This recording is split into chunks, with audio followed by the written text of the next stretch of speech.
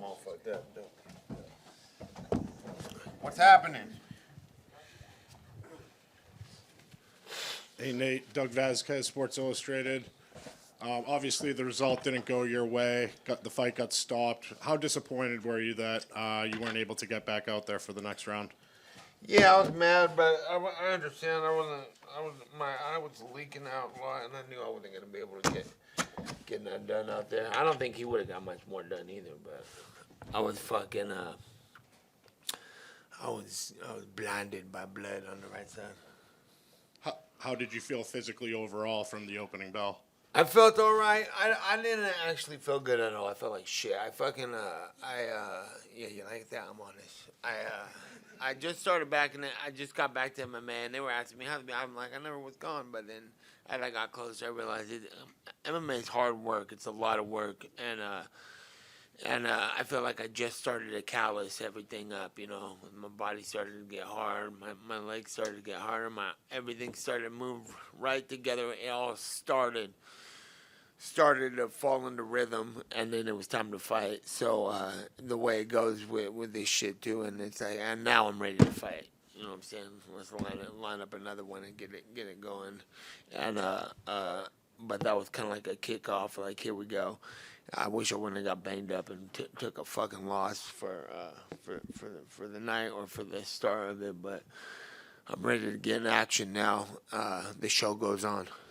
And then last one for me, you obviously said after that you want the rematch with Mike. How soon do you think you can get back in there? And is that the fight you want, or are you open to other options as well? Right now, yeah, that's that ASAP. Heal up and I'll start running on Monday.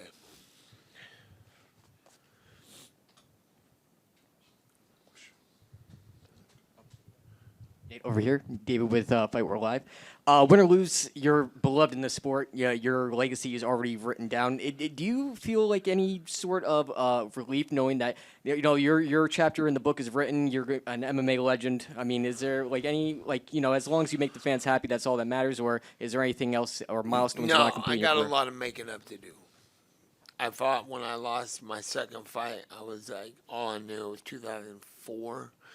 And all I knew was my record was already fucked. And all we knew was boxing then. And remember in boxing, it was like, if your record's 10-1, you got a loss on your record and now you're shit, right? And so that's all you knew. And so I was 1-1, so I was fucking pissed right off the bat. I was like, I'm fucked. I'm already got a shitty record because that's all you hear about records was from boxing. And I was pissed and I was depressed and stressed out about it for weeks and weeks and months. And then I told myself in my head, I was like, you know what, fuck it, I'll just get 10 wins and everyone forgets this loss. So I got to just win 10 more times. So I won 5 fights in a row. And then I lost again. I was like, shit, now I got to get another 10 wins to erase that one. So, and I felt like that since then, and I still feel like that now. So, like I said, the show goes on, and we're going to erase this from the memory to all you motherfuckers. And that's my plan. And it seems like Father Time's undefeated, but you've been kicking his ass for years and years. You still look like the same Nate Diaz who will always be in your face and always be in the fight. But how long do you see yourself going? That's what I'm saying. The show goes on, and I feel the same way as when I lost when I was younger. And same as the last time, and I don't have a checkout time. You know what I'm saying? This shit forever, and when I do check out, I don't need to be fucking crying about it to the fucking media and put my gloves down in the ring. You fucking go on to the woods and have your fucking life then. You know what I'm saying? That's like, what, you got to explain yourself why you're not fighting anymore, do whatever the fuck you want. So, but as of now, I feel like I got a long road ahead of me and a lot of shit to do. I got to make Richard Perez proud, Cesar Gracie, Ernie Reyes. I got a lot of people I got to make up for because I also didn't do a lot of things that I know they wanted me to do, but I had to do a lot of other shit that I needed to do, so I want to get right with everybody, and like I said, I got a lot of making up to do, a lot of shit to handle, and it's good. It fucking sucks, but it's in a good way. It's like, now I got something to do. Nate over here. Josh Gross, good to see you, Nate. What's up, Josh? You've now made a career outside the UFC. I mean, you took that step to leave the UFC, you bet on yourself, and you've had some ups and downs. What would you say the experience has been like for you since you left the UFC? And, you know, you're your own man. There's no one like you, but do you have advice for other fighters in terms of securing their freedom and a life away from that? Yeah, I would say if you have if you're lucky enough to be in the UFC or on any big platform, take full advantage, enjoy the ride, and master that motherfucker to the max, and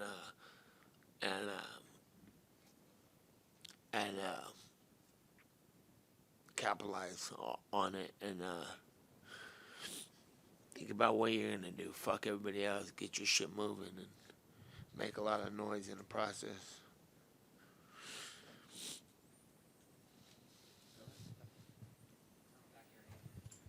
Hey Nate, Brett from ESPN. How are you approaching the next steps? I mean, you said that now your body is ready and you're calloused, and now you want to just jump right back into it.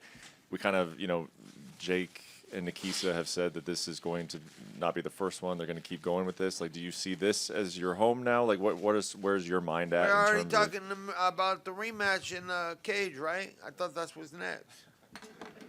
Didn't they say that in the Cage? Rematch in ASAP, Sacramento, California, NorCal. Let's go as soon as possible. And I'm like I said, I'm running in on Monday. I just got to heal up these cuts, and I'm ready to rock. I'm gonna be in shape though next time. And then actually, just one more out of curiosity. That was a funny comment when you said that you don't need to be crying and laying your gloves down. What will the end of your career look like? How will we know when it's done? You won't. This shit forever anyway. Nate, we got one over here. And then people will be like, you lost, you should hang him up. And like, isn't this the most violent motherfucker who just knocked out fucking middleweight champion Luke Rockhold and Jeremy Stevens? And who the fuck did he just be? Eddie Alvarez? Wasn't he the lightweight champion forever? And then and he's popping, he's doing all this shit, fighting everybody. He's got fucking broken face and broke everybody's shit all over the place. So you should hang him up. I just fought the most violent motherfucker right there. So maybe I just need to fucking run a little harder next time and get the fucking job done. And if I fucking didn't, then you should hang him up. Maybe I just don't fight the most violent. Maybe I just fight the second most violent. That's it. People that's like, maybe I'm done. I'm retired. Here's my gloves in the cage.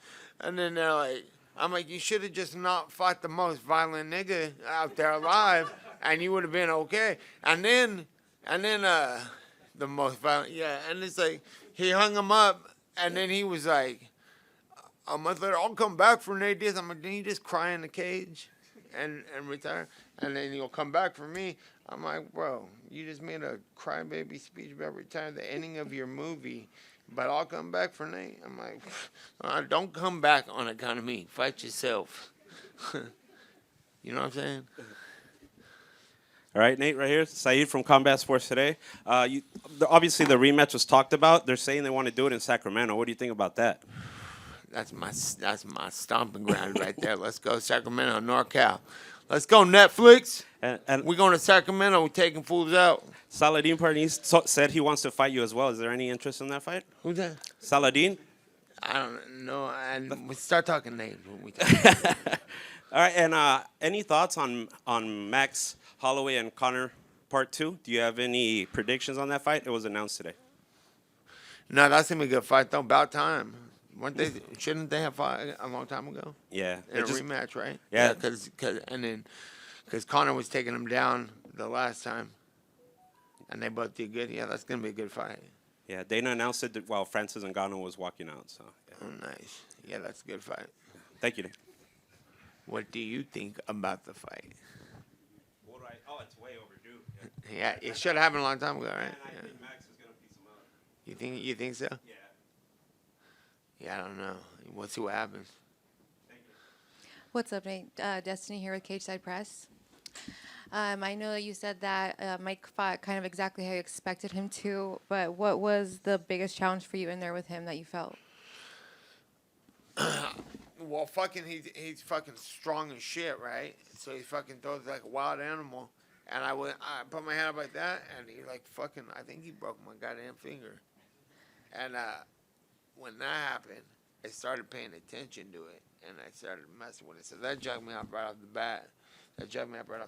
And I should have been concentrating more on the task at hand instead of what I had going on, and so that was another big problem for me. And then it just got too messy too early, and I forgot the question, but I should have fucked that fool up. Sorry about that. I know that they're already working on the rematch, but Thank since God. you said you're here and you're back and you never left, but you're ready to get back to it. Is there any other names that you're interested in facing? Right now, I'm full. My mind's all the way on what just happened, so we're after him. Okay, and then one last question. You said that you weren't like in the best shape, but it was talked about a lot this week that you were in, the best shape we've seen you in a while. So what was lacking in camp or preparation that had you I feeling? didn't talk about that. You guys talked about Yeah, that. we talked about that. Thank you. Yeah, I said it was talked about. Well, I did all my push-ups. I did all my sit-ups and shit like that, but that shit don't matter. You better be running your miles hard and doing all the rounds in every aspect the right amount of time. Shit, I could have got a lot more work with my coach, Rich, a lot more work with Ernie, my coach, and more MMA round. There's so much to do in MMA. You got to cover your MMA round. You got to do your boxing round and your kickboxing round and your wrestling round and then your jiu-jitsu round. And you got to do your pad work to sharpen all that shit up, and then you have to make sure you're getting running, and then you got to do your and then like boxing. What you know about that? That's just too much for you to ever comprehend. It's like I would say boxing is a part-time job, but it's way less than that. Boxing is fun. MMA, but I did feel like in the mindset, like I was like, I'm hardening up and I'm getting back to where I was when I was fighting actively in MMA. And then you start thinking correct. And like I said, just even that, it sucks that how the whole night went down, but it's like like, okay, now I got something to do, a lot to do. And I just went through it. So now it's like, okay, warm-up's done. Awesome. Well, regardless of the outcome, it's an honor to see you compete. Thank you, Nate. Thank you very much. Thank you. Any other questions?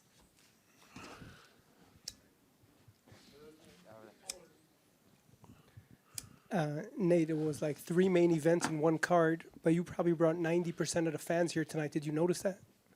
Is that what you think? I don't know. Yeah, everybody's That's cool. wearing your shirt. Everybody. Oh, right on. Hey, I didn't step out there, so that's cool. Shout out to the fan. Love for that, too. So Mike Perry's watching you right now. What do you tell him? Mike Perry right now. I'm coming for your ass. That's it. Thank you. Good? Thank you, guys. See you next time.